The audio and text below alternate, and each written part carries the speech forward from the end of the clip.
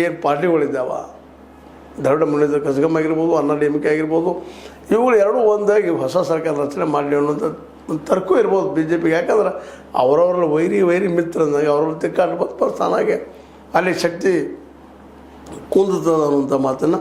ಹೀಗಾಗಿ ವಿಜಯ್ ಅವರ ಹಾದಿಯನ್ನು ಕಷ್ಟ ಮಾಡಿದರು. ಆದರೆ ವಿಜಯ್ ಅವ್ರು ಮತ್ತೆ ಪ್ರಬಲರಾಗಿ ಬಂದಿದ್ದಾರೆ ಕಾಣ್ತದೆ.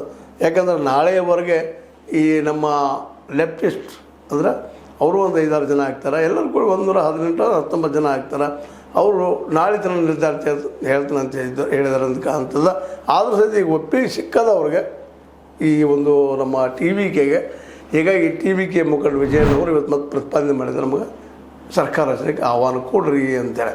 ಇನ್ನು ಆಹ್ವಾನ ಸಿಗ್ತದೋ ಇಲ್ಲವೋ, ಏನಾಗ್ಬೋದು, ಇಲ್ಲಿ ಸಂವಿಧಾನಿಕ ಬಿಕ್ಕಟ್ಟುಗಳೇನಾಗ್ಬೋದು. ಯಾಕೆ ಇಷ್ಟು ಕರಿಬೇಕಾಗಿತ್ತು. ದೊಡ್ಡ ಪಾರ್ಟಿ ಯಾವುದಪ್ಪ, ಬಹುಮತ ಇಲ್ಲಂಥ ಪಾರ್ಟಿ ಇಲ್ಲದೆ ಹೇಳಿದಾಗ, ದೊಡ್ಡ ಪಾರ್ಟಿ ಏನೋ ಪೂರ್ಣ ಪ್ರಮಾಣದ ಬಹುಮತ ಇಲ್ಲದೆ ಇದ್ದಾಗ ದೊಡ್ಡ ಪಾರ್ಟಿ ಯಾವುದು, ಅದಕ್ಕೆ ಆಹ್ವಾನ ಕೊಡಬೇಕಾಗಿತ್ತು. ಮತ್ತು ಈಗಾಗಲೇ ಬೊಮ್ಮಾಯಿ ಅವ್ರ ಕೇಸಲ್ಲಿ ಗೊತ್ತದ, ಈ ತಮ್ಮ ಮೆಜಾರಿಟಿ ತೋರಿಸೋದು ಇಲ್ಲಪ್ಪ ಅಂತಂದ್ರೆ ಈ ಒಂದು ವಿಧಾನಸಭೆ ಗ್ರೌಂಡ್ನಲ್ಲಿ, ವಿಧಾನಸಭೆಯಲ್ಲಿ.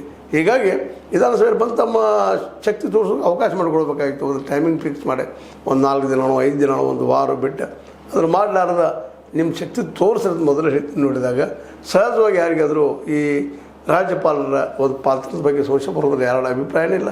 ಈಗಾಗಲೇ ಸಾಕಷ್ಟು ಅಂತ ಘಟನೆಗಳಾಗಿದ್ದಾವೆ. ಮಹಾರಾಷ್ಟ್ರದಲ್ಲಾಗಿರ್ಬೋದು, ಕರ್ನಾಟಕದಲ್ಲಾಗಿರ್ಬೋದು, ಮತ್ತು ಇದೇ ಸ್ವತಃ ತಮಿಳುನಾಡಿನಲ್ಲಾಗಿರ್ಬೋದು, ಆಂಧ್ರದಲ್ಲಾಗಿರ್ಬೋದು, ಬೇರೆ ಬೇರೆ ಸ್ಟೇಟ್